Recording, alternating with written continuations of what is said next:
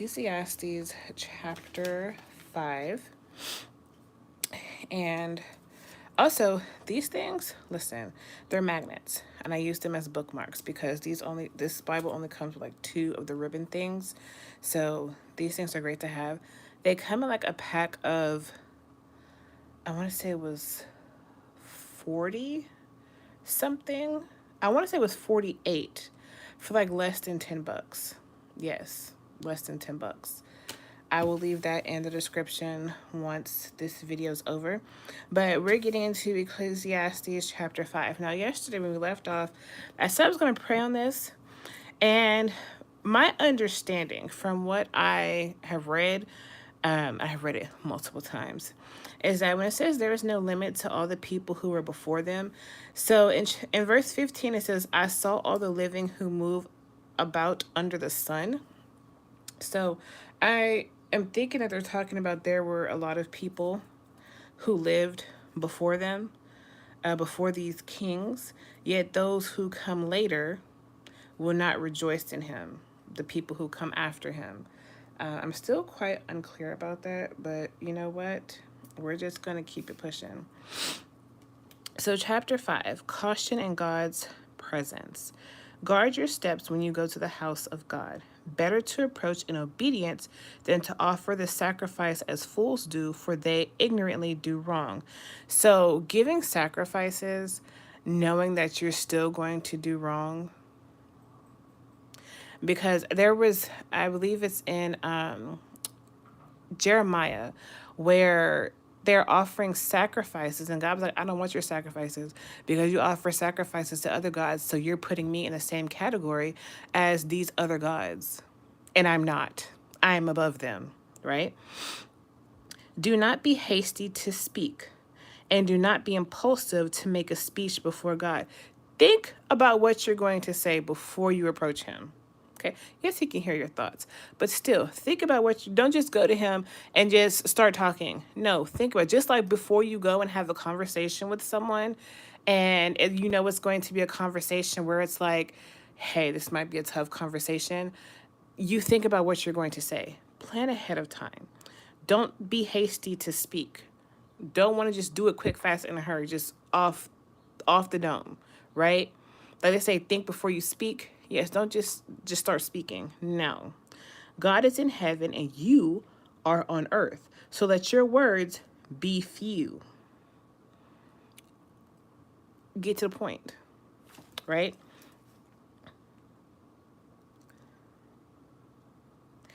And this makes me think about a sermon that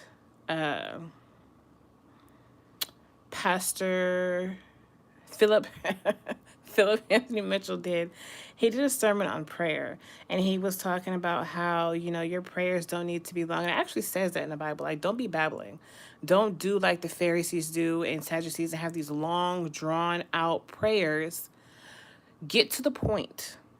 He already knows what you're coming to ask him about. He already knows what you're coming to pray about. Get to the point. Don't try to fill it with all this fluff and all these fancy words and just get to the point. Get to the meat of what it is that you're coming to him with. Just as dreams accompany much labor, so also a fool's voice comes with many words. So whatever you dream about wanting to be is going to take some work. It's going to take some work. So a fool's voice, because they are a fool, they're just going to be talking a lot. Comes with many words. And that's, I don't remember, I think it was that movie, Rush Hour. And Chris Tucker had asked Jackie Chan, like, why didn't you talk? Or something like that. And Jackie Chan's response was that people who like to talk, he just lets them talk. And the thing is, when people who talk a lot, I just let them talk because obviously they're going to say something that's going to tell me who they are. You don't need to be a talkative person. I'm not a talkative person. I'm naturally a quiet person. But now when I get on these lives and do these videos, I can be very talkative. But I think it's because of what I want to talk about or what I am talking about. When you make a vow to God, don't delay fulfilling it. because he does not delight in fools. You make a vow to him, you need to fulfill it. So 2 years ago, I made a vow to him that I was going to be abstinent until I got married, and I have kept that vow for 2 years.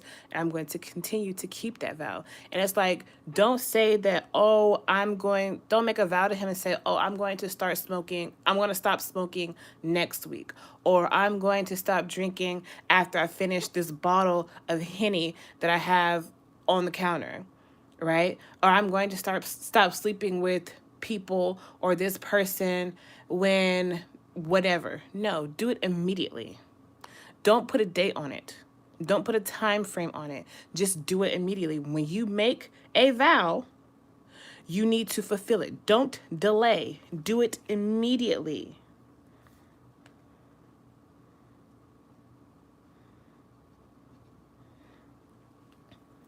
Because you're putting a time frame on the vow that you're making. He's going to be putting a time frame on whatever it is that you ask him for. If you delay, he's going to delay. All depends on you, boo. Fulfill what you vow. Better that you do not vow than that you vow and not fulfill it. So honestly, it is better just to not make a vow at all. Yeah. It's better to just do the thing without making a vow to do it, right? So I don't remember what book it's in, but it's actually, we can look it up. That's what I love about the Bible app. So we can look up the word vow.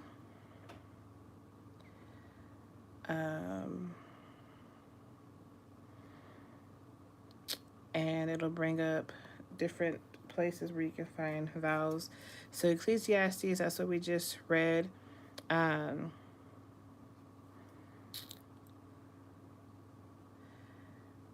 This one is talking about her husband may let her vow, let every vow and every binding obligation stand, or he may void it. So that's the woman making a vow. If you choose not to make a vow at all, that will not be a sin for you. Deuteronomy 23:3. It's best to not make vows, right? Because a lot of times, unlike God, we do not keep our word. We do not. Yeah, we do not keep our word.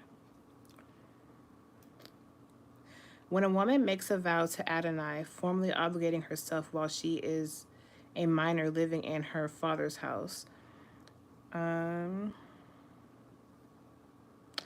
want to say it was in Matthew that I'm thinking about. There's let your yes mean yes and your no mean no.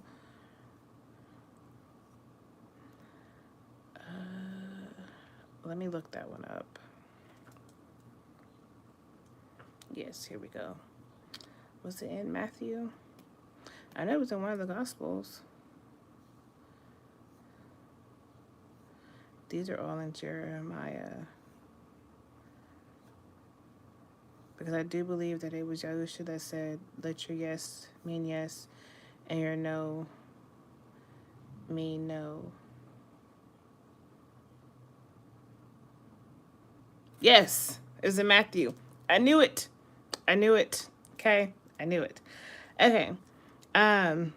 Just let your yes be a simple yes and your no a simple no. Anything more than this has its origin in evil. So if you say yes to something and you don't do it, that is a sin. So that's making a vow. Now, if you vow no to something, but then you go back door and do it, that is a sin. It's a sin. If your yes does not mean yes and your no does not mean no, it means the opposite of your actions, then that is a sin. That is a sin. I know it was in Matthew. Okay. Moving on. Better that you do not vow than you vow and not fulfill it. So just don't make vows. Plain and simple. Do not let your mouth bring guilt on you, and do not say in the presence of the messenger that it was a mistake. That's like people who say something offensive to someone and say, "Oh, I'm just joking," or they try to laugh it off as if it is a joke. No, they said what they said and they meant what they said. They said what they said and they meant what they said. So say what you mean and mean what you say.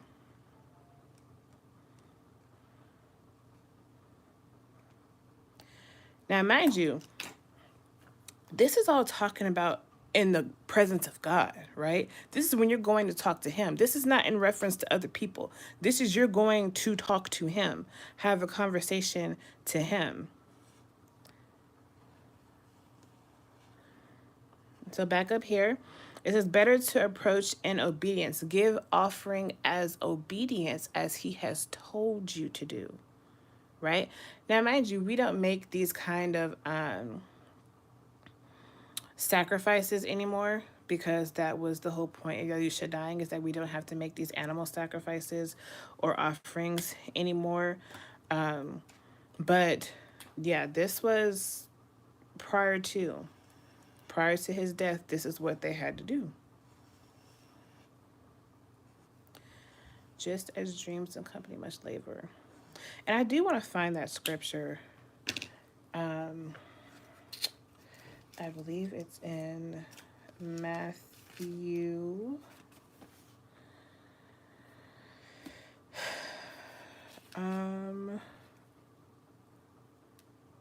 No, it's not this one. It was another one of his sermons. Was it this one? No. It was another one of his sermons.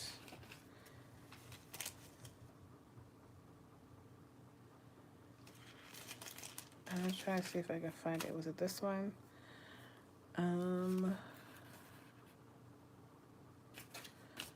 No. Oh, I know where it is. I know exactly where it is. It's here. Here. In Matthew. Listen. Come on, Matthew. When you pray, don't babble like the Gentiles, since they imagine they'll be heard for their many words. So we're going to make a note of Matthew 6 and 7 here.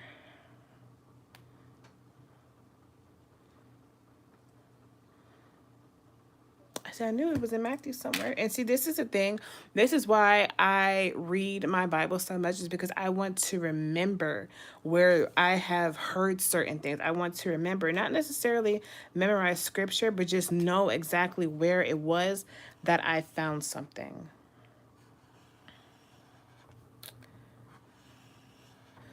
So this is all about making vows. That's why you need to think before you say anything. Think before you speak. Why should God be angry with your words and destroy the work of your hands? For many dreams bring futility, so do many words. Therefore, fear God. It is pointless to have these long, drawn-out prayers. You're babbling and just rambling on and on and on, and He's like, I know what you're going to ask me. Just ask me. Just say it.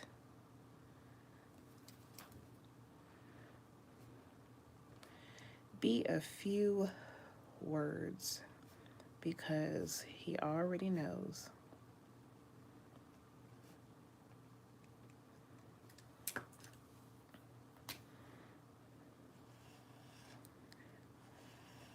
And the thing is, I used to be that person who would listen to people pray and think about how I don't have long prayers. Now, that's not to say I'm the type of person who likes to write my prayers, right? And this is my journal that I write my prayers in. And I think this was from yesterday. Yeah. Okay, so just to kind of give y'all a glimpse into when I'm writing my prayers, because that's just what I do. So this, and that is a prayer. This is a prayer. This is another prayer. These are my prayers. And I do get kind of long-winded and my hand be about to fall off. But it's like, I gotta say what I gotta say, okay? And this was a very long prayer. They do get pretty lengthy, I will say. But yeah, my prayers are very long, you know, when I write them down. But now when I say my prayers, because I don't have all of my thoughts together, right? Do not be impulsive to make a speech before God. That's why I write my prayers. It helps me to, one, focus, and I can organize my thoughts because I'm thinking. Whereas if I were to pray aloud, I'm like, okay, no. But when I'm writing, it just kind of flows. I don't know. Maybe that's one of my gifts. You know, that's just how he made me. Okay? Plain and simple. That's just how he made me. The realities of wealth. If you see oppression of the poor and perversion of justice and righteousness in the province, don't be astonished at the situation, because one official protects another official, and higher officials protect them. Don't that sound like the police? That sounds like the police. It also sounds like in the workplace when you have management protecting each other against the employees. Yeah. Don't be astonished. Don't be surprised. Don't be appalled. The profit from the land is taken by all. The king is served by the field. And that says obscure, but let's look it up in the Blue Letter Bible and see if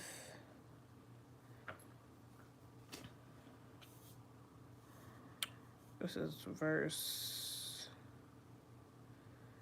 9. So I guess they didn't know like what the meaning was. So in the New King James Version, it says, moreover, the profit of the land is for all. Even the king is served from the field. So let's look in the concordance.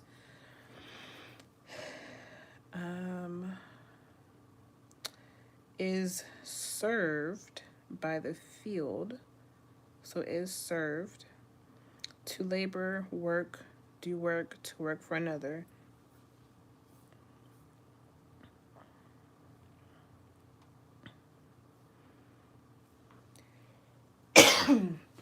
Excuse me.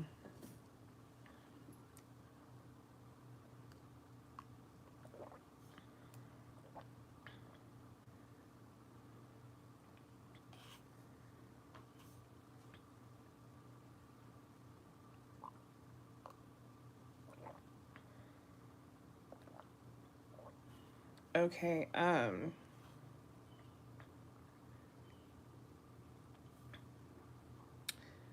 that doesn't really help.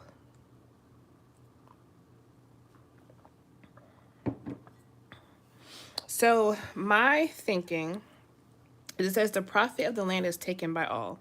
So basically whatever the land produces, everybody reaps the benefits from it.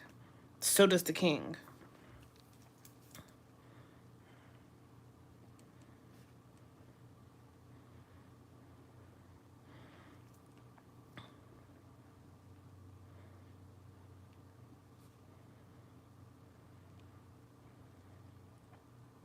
Because the field produces food and everybody eats. The one who loves silver is never satisfied with silver. Well, technically, during this time, silver was not really worth much. And whoever loves wealth is never satisfied with income.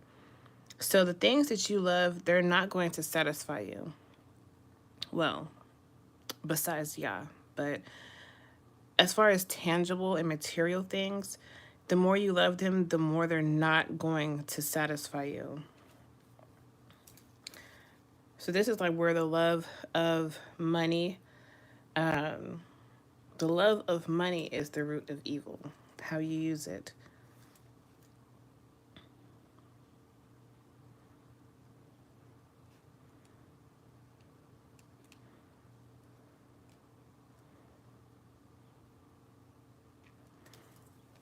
This too is futile. When good things increase, the ones who consume them multiply.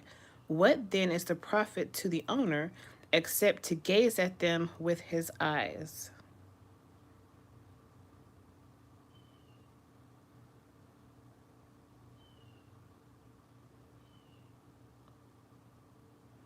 I mean, I guess the more things you have, I mean, think about it. You only have two hands,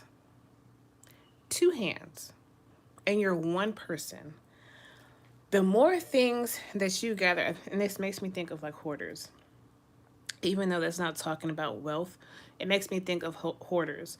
So the profit to the owner, the person who owns all of these things, the people who hoard, like the show, they have all these things in their house. And what purpose does this serve them but just to look at these things daily, and that's it? They don't even touch them. They do nothing. They just collect them and put them away. For example, there was this one episode of Hoarders where the person was just collecting things that they found on sale. Anytime they found something on sale, they would buy it and just discard it. You know, just throw it in the closet or it'd be under a pile of something. And that's what this makes me think of. Like, you have gathered all of these things, but what are you going to do with all of them? What can you do with all of them? The sleep of the worker is sweet, whether he eats little or much, but the abundance of the rich permits him no sleep. So, because the worker has less working to make someone else rich.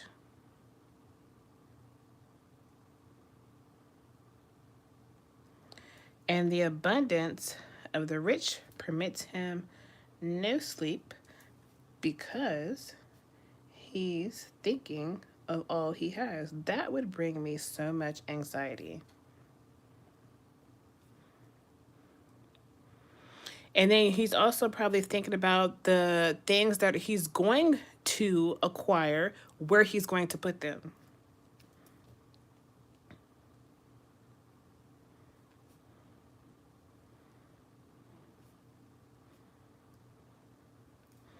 Thinking of where to store new things. So this is like, also I believe this is in Matthew, the story of the the rich man and who had all these things, and God told him, and that was another, I think, sermon that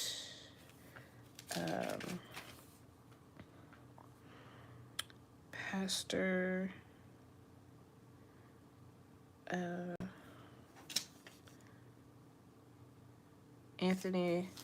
Philip Anthony Mitchell preached about having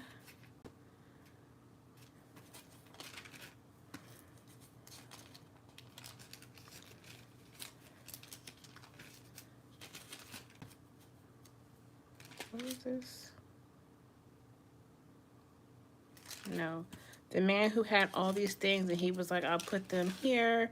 He gathered all these things, and then God told him that, oh, you know what? You have all these things, but you're going to die tonight. And what's going to happen to all your stuff? I do believe that was also in Matthew. I think a lot of these, Matthew has a lot of the parables in them.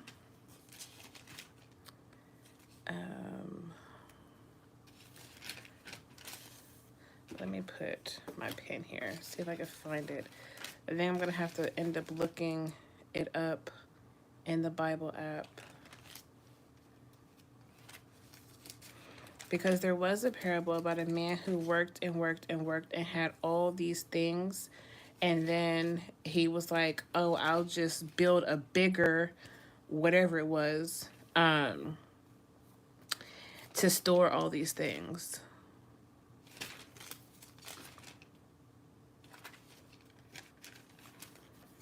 Maybe it wasn't in Matthew. Maybe it was in John.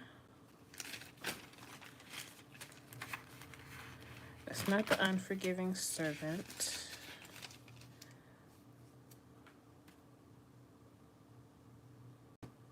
It's not that one. I know what that one is.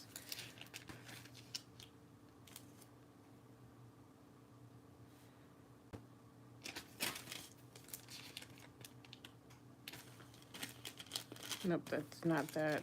The wedding banquet.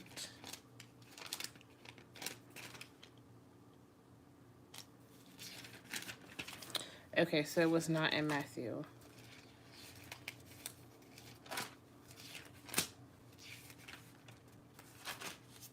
I know in one of these. It's more than likely going to be in John if it's not in these.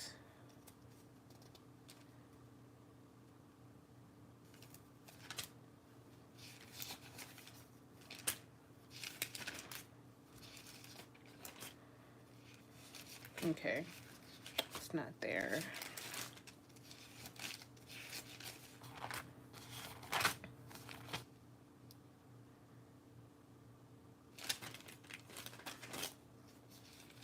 And that's going to bother me until I find it.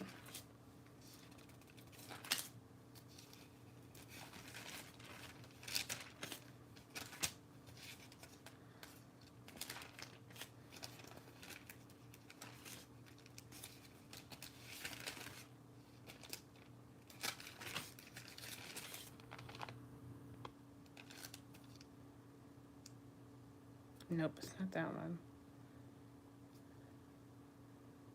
It's not that one.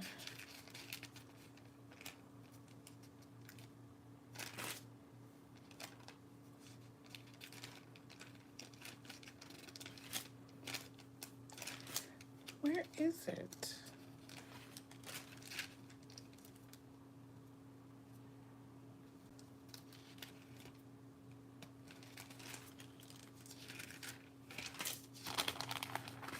Okay, then it must be in John.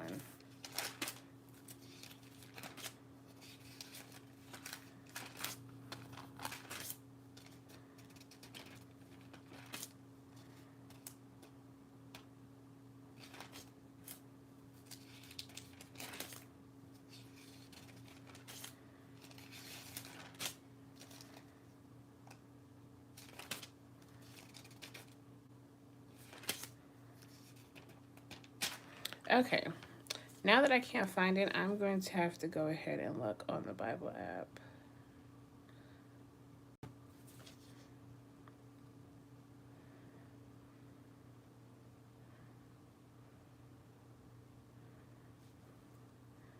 I want to say it's the parable.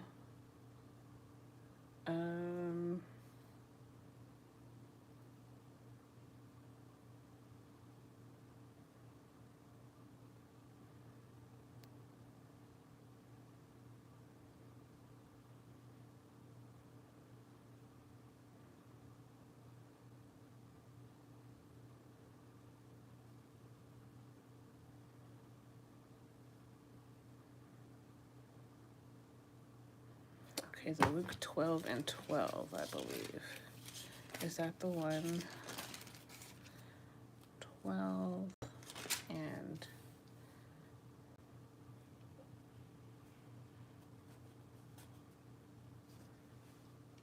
Oh, yes. Found it. Y'all, that was going to bother me. I had to find it. Okay. The parable of the rich fool.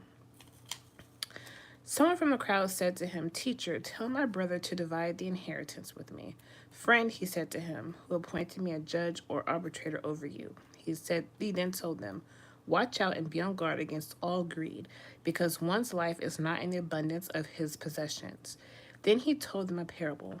A rich man's land was very productive. He thought to himself, "What should I do since I don't have anywhere to store my crops?" "I will do this," he said.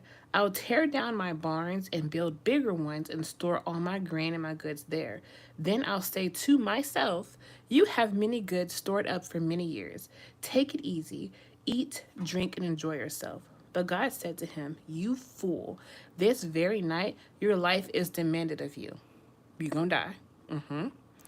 And the things you have prepared, though whose will they be? That's how it is with the one who stores up treasure for himself and is not rich toward God. So that's Luke 12, verses 13 through 21.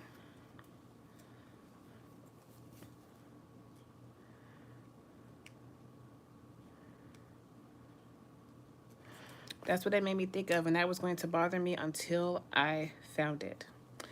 There is a sickening tragedy I have seen under the sun. Wealth kept by its owner to his harm. That wealth was lost in a bad venture, so it could be gambling. It could be a get rich quick scheme. Um, I don't know why I want to call it a triangle scheme. What is that called? I can't think of what it's called. It could be that you made a bet or you lost it in drinking or whatever, a bad venture. You lost it all. So when he fathered a son, he was empty-handed. Can you imagine, right? You being rich and you lose it all. And then you have children and you have nothing to give them. And they find out that you were rich, but you squandered it away. As the child, I would be upset because now I have to work very hard. Okay? As he came from his mother's womb, so he will go again, naked as he came. He will take nothing for his efforts that he can carry in his hands. So you're sitting here wasting all this time getting all this stuff, being wealthy, having money and cars and jewelry and clothes and houses and all these things. But when you die, just like you came in this world with nothing, you will leave this world with nothing. So there's no point in trying to collect all of these things because you're not.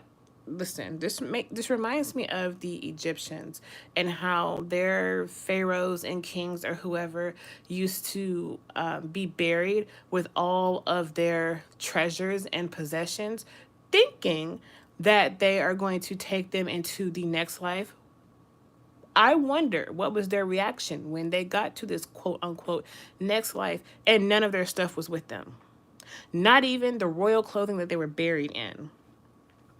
This too is a sickening tragedy. Exactly as he comes, so he will go. What does the one gain who struggles for the wind? What is more, he eats in darkness all his days with much frustration, sickness, and anger.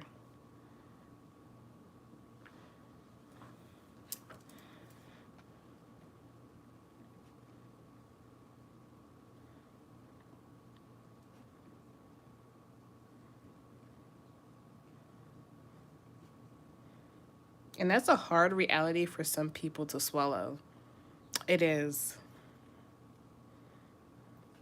It makes me think of like all the people in the whole earth who are rich and have like these palaces for homes. They have all the gold and silver they can muster. They have all the expensive clothing, the finest foods. But when you die, you're going to die just like a poor person with nothing, the same way. I wonder if you mention that to a rich person, what they will say. They'll probably be upset. Here was what I have seen to be good. It is appropriate to eat, drink, and experience good in all the labor one does under the sun during the few days of his life God has given him, because that is his reward. That is what we should be doing. Eat, drink, and experience good. Experience joy. Worrying about tangible things and material possessions, it's not going to bring you joy. When have things ever brought people joy? You know, I see people on social media that's talking about, oh, people say money can't bring you joy or happiness, but I got this and it makes me just the happiest. Okay, well, if your happiness is dependent upon that tangible material thing, when it's gone, your happiness is going to go with it too. Your happiness should not be in material things. Furthermore, Everyone to whom God has given riches and wealth, he has also allowed him to enjoy them, take his reward, and rejoice in his labor. Now, here's the difference. There's a difference between gaining wealth on your own by doing whatever it is you did, scheming, whatever, and then God giving you wealth. There is a difference. God giving you wealth is a reward for your hard work, for being obedient and doing what he has told you to do, living in your purpose, minding your business, right? Having a relationship with him. Yeah, there's a difference between wealth that you gain on your own and wealth that was given to you by God. This is a gift of God, for he does not often consider the days of his life because God keeps him occupied with the joy of his heart. When your joy is in your heart because of God and is not on material things, he will reward you. People work so hard just to get this, that, and the other. And it's like God would give you those things if you would just listen to him, talk to him, have a relationship with him. He would let you have those things. You wouldn't have to work so hard to get them. Oh, that's the end of chapter 5.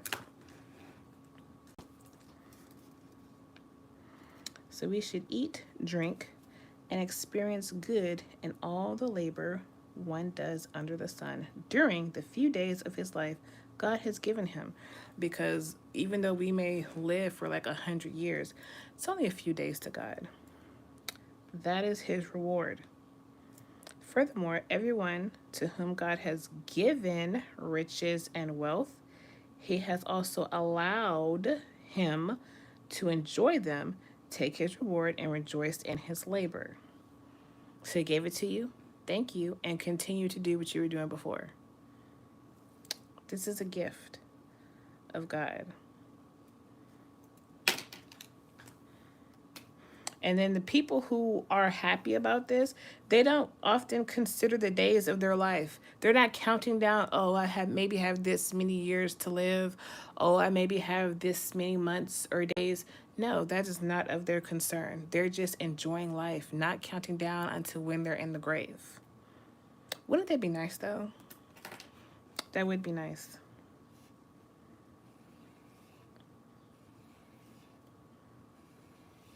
And I think we have time to go ahead and do chapter 6.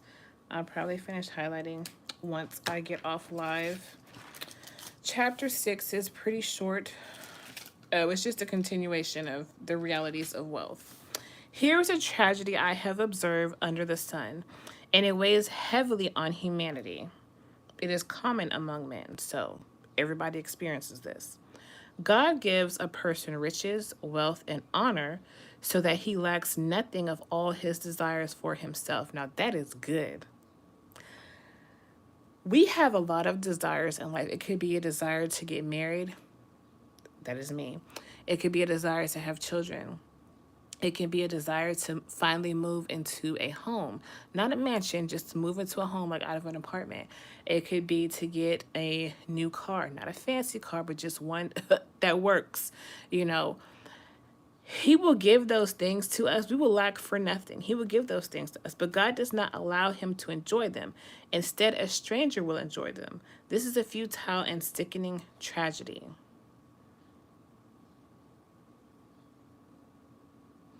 He'll give you those things so that you won't desire these things for yourself. But he will not allow you to enjoy them. Instead, a stranger will. A man may father 100 children, that is diabolical, and live many years. No matter how long he lives, how many years, if he is not satisfied by good things and does not even have a proper burial, I say that a stillborn child is better off than he. You know, Solomon, that's a lot, okay? Let's read that again. A man may father 100 children and live many years. No matter how long he lives, if he is not satisfied by good things, so if he's not satisfied by whatever good things God has given him, or good things being children, because not everybody can have children, and does not even have a proper burial, so just put his body in the dirt, not even in a casket, just put him in the dirt and bury him. I say that a stillborn child is better off than he, because he will not have to experience that. He or she will not have to experience that. For he comes in futility and he goes in darkness, and his name is shrouded in darkness. Though a stillborn child does not see the sun and is not conscious, it has more rest than he.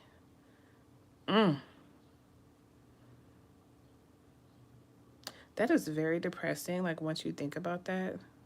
And if a person lives 1,000 years twice, 2,000 years, but does not imagine living 2,000 years and not experiencing happiness. 2,000 years and never a day in those 2,000 years do you experience happiness. Do not both go to the same place? Yes, they do. All of a person's labor is for his stomach, or a feeding on wind, or an affliction of spirit, yet the appetite is never satisfied. What advantage, then, does the wise person have over the fool? What advantage is there for the poor person who knows how to conduct himself before others? Better what the eyes see than wandering desire. This too is futile in a pursuit of the wind. Or, oh, that was wrong. This is mouth. That was supposed to say mouth. This one is supposed to say, or a feeding on wind, or an affliction of spirit. Whatever exists was given its name long ago. Name already named. There's no new names. None. Absolutely none.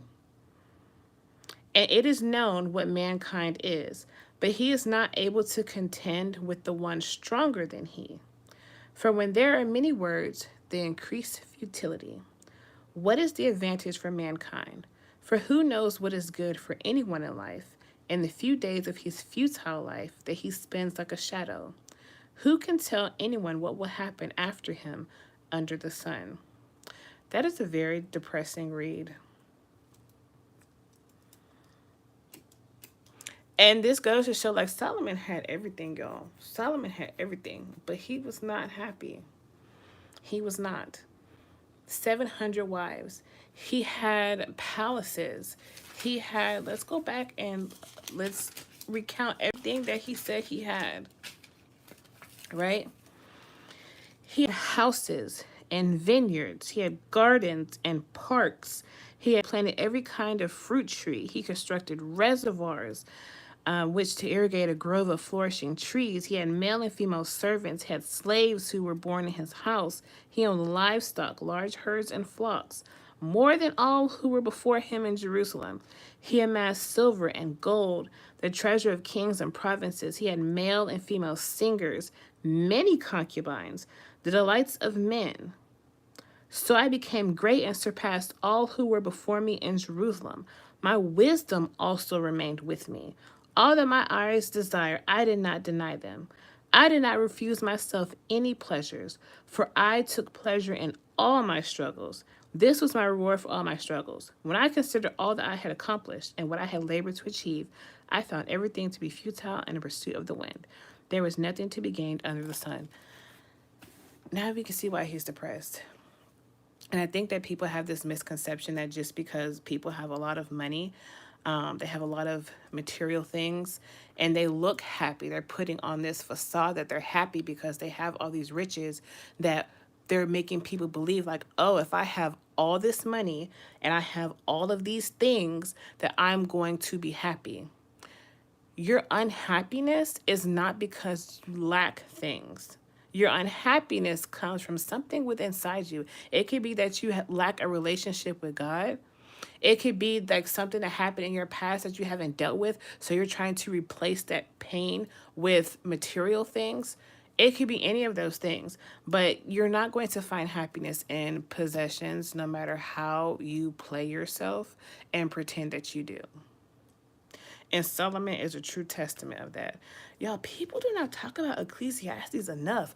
I feel like everybody today should be reading Ecclesiastes, because I feel like this can resonate with a lot of people. A lot of people. You know, he says this is a tragedy. He said tragedy quite a few times. A sickening tragedy. Yeah. This too is a sickening tragedy. Yeah, he's not happy. He's depressed, and it makes you wonder why he didn't commit suicide. Yeah. But it looks like it does get some more color at the end because it looks like a lot of this is very black.